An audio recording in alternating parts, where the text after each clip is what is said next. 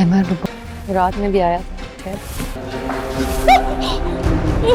Drama Humraaz के latest episode देखने के बाद मुझे तो भाई साहब ये कंफर्म हो चुका है कि ये ड्रामा नहीं सुधरेगा, अपने अच्छे ट्रैक के ऊपर नहीं आएगा। शुरू से ये ड्रामा या इसकी जो स्टोरी थी वो बेसलेस थी, एक नॉनसेंस। जो भी स्क्रिप्ट लिखा गया है फिलहाल फजूल है, मंतक से हटा हुआ है, उसकी कोई लॉजिक नहीं बनती। और यही वजह है कि इस ड्रामे की जो रेटिंग है वो बहुत कम हो चुकी है। लोग इस ड्रामे से दूर जा रहे हैं और वो इस इंतजार में है कि कब ये ड्रामा सुधरेगा, कोई इसकी लॉजिक बनेगी तो तब हम वापस आएंगे। तो ये कंडीशन अब इसके ऊपर लागू हो चुकी है। लेटेस्ट एपिसोड के अंदर मुझे इस ड्रामे की जो हॉरर वाइब्स है ना वो भी आ रही है। यानी वो क्या होता है ना कि जब पैकिंग हो रही होती है, हनीमून पे लेके जा रहा होता है हमारा एमआर अपनी, सारा कुछ होता क्या है कि वो पैकिंग करती है। और पैकिंग में क्या है, वो रेड शर्ट जो है वो वहां पर रखी जाती है। अच्छा, यहाँ पर ना मेरा एक और भी सवाल पैदा हो चुका है। दिखाया जाता है कि एमआर बताते खुद बहुत ही अच्छा इंसान है और वो अपनी माँ से लड़ भी रहा था कि कोई भी गरीब घर पे आए ना तो उसकी खिदमत कर दी करो, ठीक है। हमारी इतनी दौलत है और अगर हम थोड़े पैसे उनमें से कुछ किसी के खाते में डाल दें, किसी के काम आ जाए, कोई पढ़ाई करना चाह रहा है, कोई मरीज है, तो हमारी दौलत में फर्क नहीं पड़ेगा। एक ऐसा इंसान जिसका दिल इतना बड़ा है वो कैसे पीरू के बेटी या उसके बेटे के लिए पैसे नहीं देगा जबकि वो हॉस्पिटल में है। तो भाई साहब थोड़ा बहुत लॉजिक तो बनाओ। चलो आप स्टोरी जो है आप बिल्कुल ही गलत लेके जा रहे हो, स्क्रिप्ट नॉनसेंस है,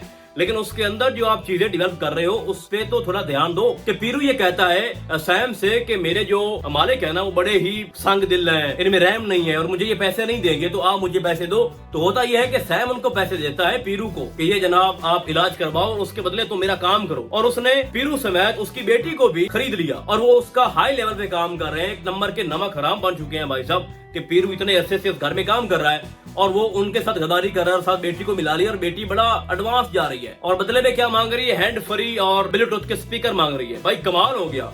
होता यह है कि वो उसको शर्ट देता है जिसके ऊपर सुर्ख कलर लगा होता है और वो उसके बैग में डालती है। तो एक तरह का जो अटैक है ना असारा के ऊपर, उसके मेंटल लेवल के ऊपर वो किया जा रहा है। क्योंकि सैम पहले जो भी करता रहा है उसके सबूत मिलते थे, ठीक है, फिर उनके लंबे याद हैं और वो सैम को अरेस्ट करवा लेते थे। लेकिन अब जो खेल खेल रहा है ना हमारा सैम, वो ये कर रहा है कि वो ऐसे काम करता है कि किसी को शक ना हो और लोग यही कहें कि जो सारा है ना वो पागल हो चुकी है, वो दिमागी तवाज़ुन खो चुकी है और वो एग्जैक्टली उसमें कामयाब हो चुका है। क्योंकि घर के अंदर से जो नौकर हैं वो सैम के साथ मिले हुए हैं, जो कि बिल्कुल ही लॉजिक से हट के बात है। उसके बाद आपको दिखाया जाता है कि सैम सारा के घर आता है और वहां पर क्या होता है कि पीरू चूंकि पहले मिला हुआ है उसने पूरे घर की जो लाइट है वो बंद कर दी और वहां पर अंधेरा ही अंधेरा था और वही रेड शर्ट जो है वो हमारा सैम पहन कर असारा के सामने आता है और घर में और कोई बंदा नहीं होता। तो वहां पर वो उसको टॉर्चर कर रहा होता है, उसको डरा रहा होता है, धमका रहा होता है। और वहां पर जो एक्सप्रेशन थे हमारी सारा यानी ऐजा खान के वो बहुत ही कमाल के थे। नो डाउट के उसकी एक्टिंग पे तो बंदा कोई शक कर ही नहीं सकता। तो वो वाला जो सीन है ना वो बड़ा ही कमाल का था, मुझे बड़ा अच्छा लगा कि जब वो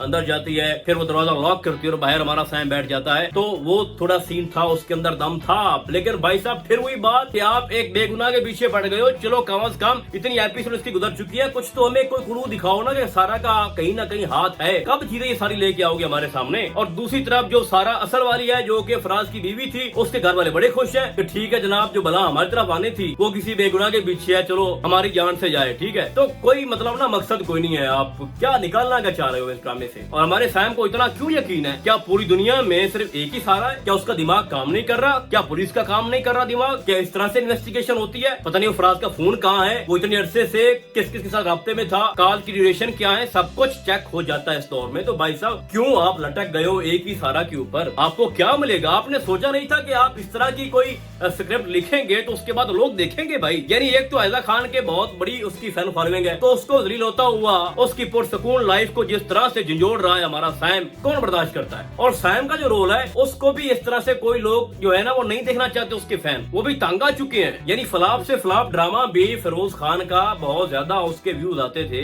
लेकिन क्या हो गया भाई, इतनी बड़ी कास्ट इस ड्रामे की जिसमें ऐजा और फिरोज है लेकिन कोई व्यूज नहीं आ रहे, ड्रामा बैठता ही जा रहा है। तो इसको सुधारे भाई, आप क्या कर रहे हो। और मुझे हैरानगी की बात हो रही है मेरे लिए कि फिरोज खान और ऐजा खान ने इस ड्रामे को साइन क्यों किया। क्या इन लोगों ने स्क्रिप्ट नहीं पढ़ा था? क्या इनको नहीं पता था कि बेसलेस स्टोरी पे अगर हम काम करेंगे तो उसका रिजल्ट क्या निकलेगा? हैरान ज़्यादा हो चुका हूँ भाई साहब मैं। अब जनाब एमर और सारा जो है वो हनीमून पे गए हैं और वहाँ पर भी हमारा सैम पहुंच जाता है, उनको देख रहा है कि वहाँ पर वो क्या कर रहे हैं क्या नहीं कर रहे हैं। मतलब कि उसने ठान लिया कि मैंने इन दोनों की जिंदगी को खास तौर पर सारा को इतनी अजियत देनी है कि वो अपनी जिंदगी से ही तंग आ जाए। अब हो ये रहा है कि नेक्स्ट आपको दिखाया जाएगा कि वो जो पीरू की बेटी है उसने अपना काम शुरू कर दिया, जो कि बिल्कुल नहीं करना चाहिए था। नमक हराम बन गए हैं भाई साहब।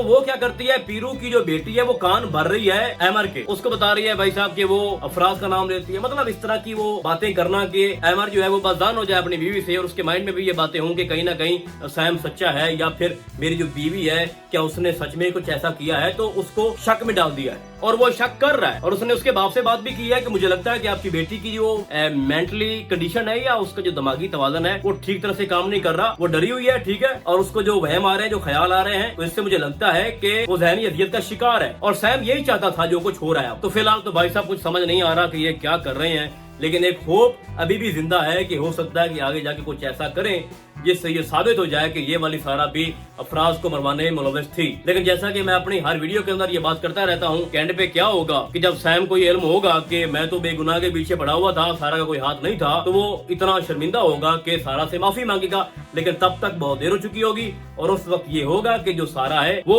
अपना इंतकाम लेना चाह रही होगी सैम से, और वो सैम से बोलेगी कि जिस तरह से तुमने मेरी जिंदगी को बर्बाद किया है ना, मेरी शादीशुदा लाइफ को, अब मैं तुम्हें जीने के काबिल नहीं छोड़ूंगी। और कुछ लोग ये कह रहे थे कि वो जो बच्चा है ना वो सारा का बच्चा है। भाई सारा का नहीं है, वो फराज का बच्चा है, और वो बच्चा छीन लेगी ये वाली सारा और कहेगी कि अब असल में मैं तुम्हें नुकसान पहुंचाऊंगी, तुम्हारे भाई की जो निशानी है ना उसको खत्म करूंगी। तो वहां पर ना सिचुएशन बड़ी तब्दील हो जाएगी। तो बात करने का मकसद ये है कि मैं आपको एक और चीज बता दूं कि इस ड्रामे के जो राइटर साहब है ना उसने ये बोला है कि ये पूरा ड्रामा मिसअंडरस्टैंडिंग के ऊपर बना हुआ है। तो समझ जाओ भाई साहब कि ये वाली जो सारा है ये बेगुनाह है और मिसअंडरस्टैंडिंग एंड तक जाएगी और लास्ट में जाके पता चलेगा कि पहले वाली सारा कौन थी, फराज और उसके भाई ने क्या किया, ये वो सारी चीजें। और जो कंडीशन अब सारा की दिखाई गई है तो एमर उसको छोड़ देगा, ठीक है, एमर भी उसके साथ पागल हो रहा है। तो उसने अपने घर को सिक्योर रखना है, उसने अपनी माँ को सिक्योर रखना है, क्योंकि उसके जिस तरह से कान भरे जा रहे हैं उसको लगता है कि ये सारा सच में ही गुनहगार है या उसकी जो कंडीशन है इसको अब घर में नहीं रखा जा सकता। तो वो उसके बाप के घर उसको छोड़ देगा और एक वक्त ऐसा आएगा कि सैम वो कंडीशन लेके आएगा जब एमर अपनी बीवी को छोड़ देगा और यहाँ तक के बाद डिवोर्स तक भी आ सकती है। और एक चीज और भी आपको ऐड करके दे दूं जो इस ड्रामे को बहुत ज्यादा इंटरेस्टिंग बना सकती है एंड पे, कि जब एमर अपनी बीवी को छोड़ देगा फिर जो सैम है और जो सारा है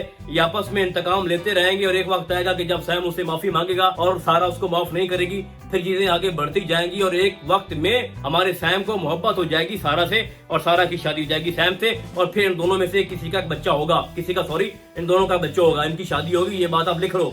बाकी रही बात मिशा की, तो उसको तो आपने शुरू से ही खत्म कर दिया, यानी उसकी शादी कहीं और हो रही है। मुझे नहीं लगता कि वो वापस आएगी, क्योंकि इस ड्रामे का जो इंपॉर्टेंट रोल है वो सैम है और दूसरा इस ड्रामे की जो मेन हीरोइन का रोल है वो है हमारी एजा सारा। तो अगर एंड पे किसी की शादी होगी तो वो एजा खान और सैम की होगी और कामयाब शादी। तो ड्रामा भी स्टार्ट हुआ है, हो सकता है कि आगे जाके कुछ ऐसा करें जो इस ड्रामे को इंटरेस्ट इसमें पैदा करे, अच्छा ड्रामा बन जाए, स्टोरी में थोड़ा दम लगे। तो देखते हैं कि आगे क्या होता है। बाकी आपको क्या लगता है आपने मुझे कमेंट्स में बताना है। तो फिलहाल आज के लिए बस इतना ही, हम आपको बहुत जल्द मिलेंगे किसी और ड्रामे के नए व्यू में। तब तक के लिए अल्लाह हाफिज।